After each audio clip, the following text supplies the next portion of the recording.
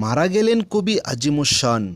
নাম যেমন আজিমুস শান, তেমনি খ্যাতিও করেছিলেন কবি আজিমুস শান দেশব্যাপী।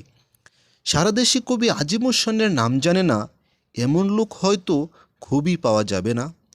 দেদার গল্প, প্রবন্ধ, কবিতা লিখেছিলেন তিনি। ছেলে, বুড়ো, নারী সবাই তাকে চিনত। তার লেখা সবাই পড়ত। তার মৃত্যুতে সারা দেশে লোকের ছায়া নামল। দেশ জুড়ে শোকসভা হলো, অনেক শোকগাথা রচিত হলো। কবি মরে গিয়েও লাখো মানুষের মনে অমর হয়ে রইলেন। সেদিন কবির কবরের পাশে আরেকটি কবর দেওয়া হলো। শহরের এক মস্ত বড় গুন্ডা, নামজাদা কবির কবরের পাশে রচিত হলো নামজাদা গুন্ডার কবর। কবরস্থান থেকে সবাই চলে এলেন। উভয়ের ঘোর আজাব শুরু হলো। যতই দিন যেতে থাকে ততই আজাব বাড়তে থাকলো। আজাবের রূপ যখন ভয়াবহ হতে লাগলো, অবশেষে একদিন আজাবের ফেরেশতারা গুন্ডার আজাব বন্ধ করে দিল। কিন্তু কবির আজাব দিনের পর দিন বেড়েই চলছিল। কবির ভীষণ কষ্ট হচ্ছিল। আল্লাহর কাছে ফরিয়াদ করল কবি আজিমুস শান, হে আল্লাহ, আমার প্রতিবেশী গুন্ডার আজাব বন্ধ হয়ে গেল। সে কত বদলোক, শহরের 100 খুন করেছে, কত লোকের মালামাল লুট করেছে। তার অত্যাচারে শহরের লোক আতঙ্ক হয়ে উঠেছিল। তার মৃত্যুতে লাখ মানুষ হাঁফ ছেড়ে বেঁচেছে। তার আজাব বন্ধ হয়ে গেল, আর আমার আজাব এখনো বন্ধ হলো না। আমি কত গল্প, কবিতা লিখেছি, কত লোককে আনন্দ দিয়েছি। আমার মৃত্যুতে নগরে নগরে শোকসভা করেছে। আমার মৃত্যুতে মানবতার কতই না ক্ষতি হয়েছে। হে আল্লাহ, তোমার ইনসাফ তো আমি বুঝতে পারছি না। আমি কি গুন্ডার চেয়েও খারাপ, ওর চাইতে বেশি গুনাহগার?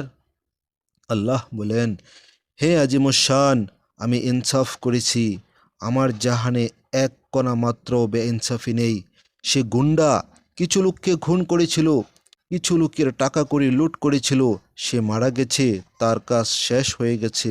যা তার শাস্তি পাবার সে পেয়ে গেছে, তার শাস্তির মেয়াদ শেষ হয়ে গেছে। কিন্তু তুমি, তুমি কবি, তুমি গল্প রচয়িতা, তুমি প্রবন্ধকার, তুমি সেখান থেকে আমি তোমাকে প্রতিভা দান করেছিলাম, কিন্তু তুমি তার সদ্ব্যবহার করনি, বরং তাকে অসৎ পথে ব্যয় করে মানুষের মহা ক্ষতি সাধন করেছ। কিয়ামত পর্যন্ত এই ক্ষতিপূরণের আর কোনো সম্ভাবনা নেই। তোমার লেখার কারণে সমাজে যত রকম অসৎ কাজ হয়েছে তার অংশও তুমি লাভ করছো। তবু এরও তো একটি শেষ আছে, হে আল্লাহ। কবির কণ্ঠ থেকে নিরাশা জড়ে পড়ছিল। না, এর শেষ এখনো দেখা যাচ্ছে না। তুমি মরে গেছ, কিন্তু তোমার লেখা এখনো বেদে আছে। সব ধরনের বই শেষ হবার পর আবার ছাপা হচ্ছে। দুনিয়ার বিভিন্ন ভাষায় তা অনুবাদ হচ্ছে এবং তা পড়ে লোকেরা বিপদগামী হচ্ছে।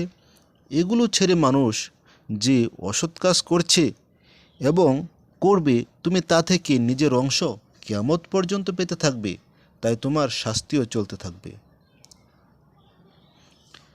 আমরা এই ঘটনাটি থেকে বুঝতে পারলাম, আমাদের দুনিয়ায় পার্থিব জীবনে আমরা যে সমস্ত কাজকর্ম করতেছি, এই কাজগুলি যদি চিরস্থায়ী হয়, সেগুলো অবশ্যই ভালো কাজ করা দরকার। আমরা যদি দীর্ঘমেয়াদী খারাপ কাজগুলো করি, তাহলে মরে গিয়েও আমরা শান্তি পাব না।